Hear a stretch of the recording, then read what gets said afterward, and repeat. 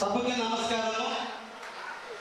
ఈనాటి సభకి నన్ను ఆశీర్వదించాలని, నన్ను హక్కులు చేర్చుకోవాలని, నన్ను గెలిపించాలని, నాకు అండగా ఉండాలని, కావలి తెలుగుదేశం పార్టీని గెలిపించాలని మీరు అందరూ ఇక్కడికి విచ్చేసినటువంటి కార్యకర్తలందరికీ పేరు పేరున తల వంచి ధన్యవాదాలు తెలియజేస్తున్నాను. ఈరోజు నాకు తెలుగుదేశం పార్టీ నూతన బాధ్యతలు కావలి నియోజకవర్గ విద్యార్థిగా అభ్యర్థిగా నాకు ఇచ్చినందుకు నన్ను ఆశీర్వదించడానికి వచ్చిన మాజీ మంత్రి వర్యులు సోమిరెడ్డి చంద్రమోహన్ రెడ్డి అన్నగారికి ప్రత్యేకంగా ధన్యవాదాలు తెలియజేస్తున్నా. నాకు మిత్రులు దాదాపు 24 సంవత్సరాల నుంచి మిత్రత్వంలో ఉన్నటువంటి మిత్రులు ఈరోజు నాకు టికెట్ వచ్చే దాంట్లో కీలక పాత్ర పోషించినటువంటి పేద రవిచంద్ర గారికి శిరస్సు వంచి నమస్కరిస్తున్నా.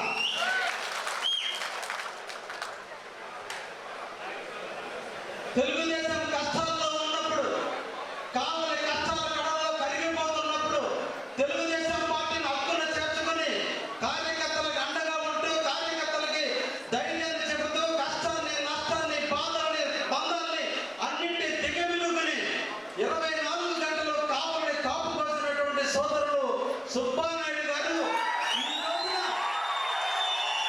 రోజు నాకు బాధ్యతలు ఇస్తున్నందుకు, అన్నా నీ బాధ్యతలు నీ తమ్ముడు స్వీకరించిన ఎప్పటికీ గురువుగా, మిత్రుడుగా, అండగా నువ్వు ఉంటావని కూడా ఈ సందర్భంగా నీకు కూడా ప్రత్యేక ధన్యవాదాలు తెలియజేస్తున్నాను. నన్ను ఆశీర్వదించాలని, కావలి తెలుగుదేశం పార్టీని అఖండమైన మెజార్టీతో గెలిపించాలని ఈ రోజు మీ ముందుకు నన్ను ఆశీర్వదించడానికి వచ్చిన అజీజ్ భాయ్ గారికి ప్రత్యేక ధన్యవాదాలు తెలియజేస్తున్నా. మిత్రులు, చిరకాల స్నేహితులైనటువంటి మాజీ ఎమ్మెల్యే కొల్లే రామారావు గారికి, సహచర కందుకూరు ఇన్ఛార్జి నింటూరు నాగేశ్వరరావు గారికి, అదేవిధంగా చేజర్ల వెంకటేశ్వర రెడ్డి గారు, మన్నం రవిచంద్ర గారు, చంద్రశేఖర్ గారు, మన ఎమ్మెల్సీ రామ్ గోపాల్ రెడ్డి గారు, ఒక డైనమిక్ కడప బాంబు లాంటి వ్యక్తి, జగన్ ఒళ్ళో తిన్ను వదిలిపెట్టే గ్రానైట్ మన రామ్ గోపాల్ రెడ్డి గారు. ఈ రోజు ఈ రాష్ట్రంలో తెలుగుదేశం గెలవబోతుందని సంకేతాలు ఇచ్చేదానికి నిదర్శనం ఏంటంటే జగన్ గడ్డలో ఎమ్మెల్సీగా గెలిచి నిరూపించి చూపించినటువంటి రామ్ గోపాల్ రెడ్డి గారు. వారికి ప్రత్యేకంగా మనం ధన్యవాదాలు తెలియజేయాలి. అదేవిధంగా ఇప్పటి వరకు కావలి నియోజకవర్గంలో ఇన్ఛార్జిగా అంటే సుబ్బానాయుడికి సోదరుడిగా ఈ ప్రాంతానికి ఉన్నటువంటి బొమ్మి సురేంద్ర గారు, అదేవిధంగా పోలిశెట్టి గారు, మధు గారు, మిగతా కార్యకర్తలు అందరూ కూడా పేరు పేరున ధన్యవాదాలు తెలియజేస్తున్నా. ఈ రోజు నా అదృష్టం, ఈ రోజు కావలిలో నాకు ఎమ్మెల్యేగా టికెట్ ఇచ్చినారని తెలియగానే ఒక సేవ, ఒక సంఘ సంస్కర్త, ఈ ఒక క్రిస్టియానిటీలో ఆ కమ్యూనిటీకి 7 లక్షల కోట్ల ఆధిపత్యానికి ఎగ్జిక్యూటివ్ డైరెక్టర్ ఉన్నటువంటి దివాకర్ గారు కావలి గడ్డలో మొట్టమొదటిసారి నన్ను దీవించడానికి వచ్చినందుకు వారికి ప్రత్యేకంగా ధన్యవాదాలు తెలియజేస్తున్నాను. ఇక్కడ ఉన్నటువంటి కార్యకర్తలందరికీ పేరు పేరున ధన్యవాదాలు తెలియజేస్తూ, ఈనాడు నాకు తెలుగుదేశం టికెట్ ప్రధానంగా 2 వ్యక్తుల కృషి, నారా చంద్రబాబు నాయుడు గారు, లోకేష్ బాబు గారు. 2019లో పార్టీ ఓడిపోయిన నాటి నుంచి 6 నెలల తర్వాత మొట్టమొదట నేను చంద్రబాబు నాయుడు గారిని కలిశాను. కోవిడ్కి ముందు నుంచి లోకేష్ బాబు గారిని కలుస్తూ వచ్చాను, వాళ్ళతో మమేకం అవుతూ వచ్చాను, వాళ్ళు ఫాలో అవుతూ వచ్చాను. వాళ్ళు ఏ ఆశయాలకైతే కృషి చేస్తున్నారో ఆశయ సాధనలో నేను కూడా పాలు పంచుకోవాలని అప్పటి నుంచి ఇప్పటి వరకు వాళ్ళతో మమేకమై ఉండడం జరిగింది. ఈ సందర్భంగా వారు ఇచ్చినటువంటి ప్రసాదాన్ని, కావలి ప్రజలకు సేవ చేసే భాగ్యాన్ని, కావలి ప్రజలకు తెలుగుదేశం పార్టీ నాయకులు హక్కులు చేసుకునే అవకాశాన్ని, ఈ ప్రాంత అభివృద్ధిలో పాలు పంచుకునేదానికి నాకు అవకాశం ఇచ్చినటువంటి శ్రీ నారా చంద్రబాబు నాయుడు గారికి, శ్రీ నారా లోకేష్ బాబు గారికి ఈ సందర్భంగా ప్రత్యేకంగా ధన్యవాదాలు తెలియజేస్తున్నా. సోదరులారా, ఈ రోజున మన కావలి ఒక క్లిష్టమైన పరిస్థితులు ఎదుర్కొంటుంది. బహుశా నెల్లూరు జిల్లా హిస్టరీలో ఇటువంటి దుర్భరమైనటువంటి పరిస్థితి ఎప్పుడు కూడా మన కావలిలో లేదు. 1952లో మొట్టమొదటి ఎలక్షన్ జరిగి బద్దలు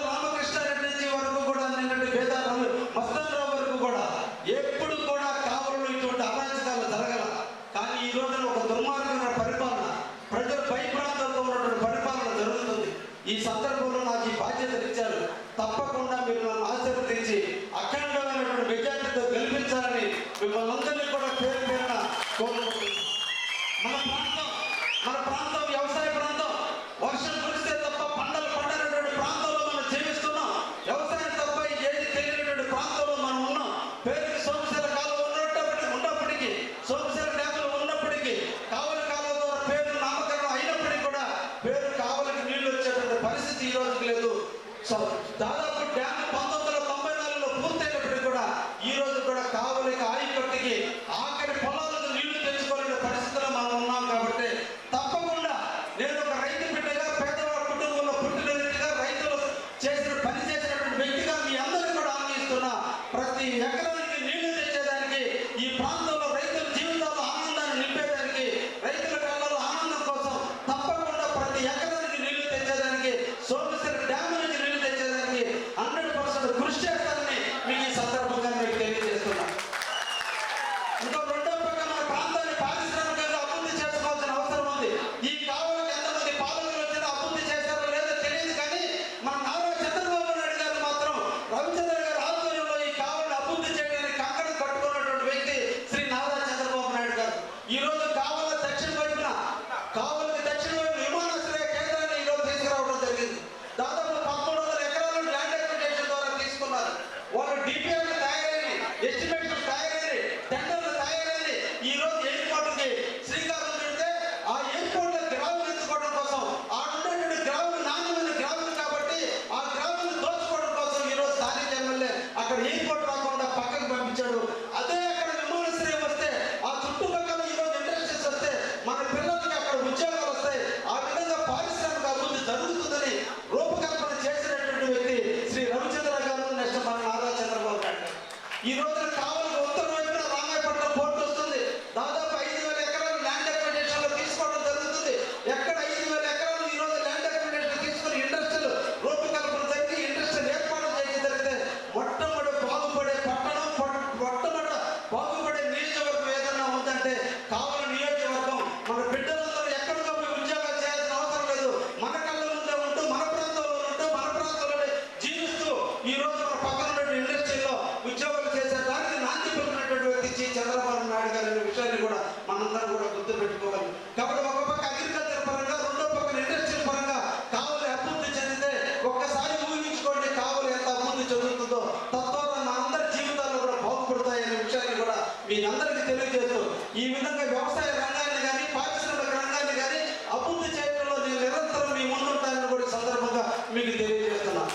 ఇకపోతే మీకు అందరికీ కూడా చెప్పాల్సినటువంటి విషయం, దాదాపు 2014 నుంచి 2019 వరకు తెలుగుదేశం కార్యకర్తలు మీరందరూ కూడా తెలుగుదేశం పార్టీలో ఉన్నప్పుడు పార్టీని బతికించే కోసం, పార్టీ గౌరవాన్ని పెంచేందుకు, పార్టీ యొక్క ప్రతిష్టను దిగజార్చకుండా పార్టీ ప్రతిష్ట గ్రామాల్లో నింపేందుకు మీరందరూ కూడా ఖర్చు పెట్టి ఎన్నో వందల వర్కులు మీరు చేసి ఈ రోజు బిల్లులు రాక అలమటించినటువంటి విషయాన్ని నేను గుర్తించా. తప్పకుండా ఎమ్మెల్యేలు మొట్టమొదటిసారిగా రవిచంద్ర గారి ఆశీస్సులు, రవిచంద్ర గారి సలహాలతో అందరి బిల్లులు తెప్పించేదానికి మొట్టమొదటి కృషి చేస్తారని మీకు అందరికీ కూడా హామీ ఇస్తున్నాను. మొట్టమొదటి మీకు చేయాల్సిన పని ఏదన్నా ఉంది అంటే, ఎవరైతే ఆర్థికంగా ఇబ్బందులు ఎదుర్కొంటున్నారో, వర్కులు చేసి బిల్లులు రాక అలమటిస్తున్నటువంటి కార్యకర్తలు అందరికీ మొట్టమొదటి మీకు బిల్లులు తెప్పించే బాధ్యత నేను స్వీకరిస్తానని కూడా ఈ సందర్భంగా మీకు తెలియజేస్తున్నా. అదేవిధంగా ఈ రోజు తెలుగుదేశం పార్టీ కోసం 4.5 సంవత్సరాల పాటు మీరు కష్టపడ్డారు, నష్టపోయారు, కేసులు పెట్టించుకున్నారు, అన్ని రకాల ఇబ్బందులు పడ్డారు.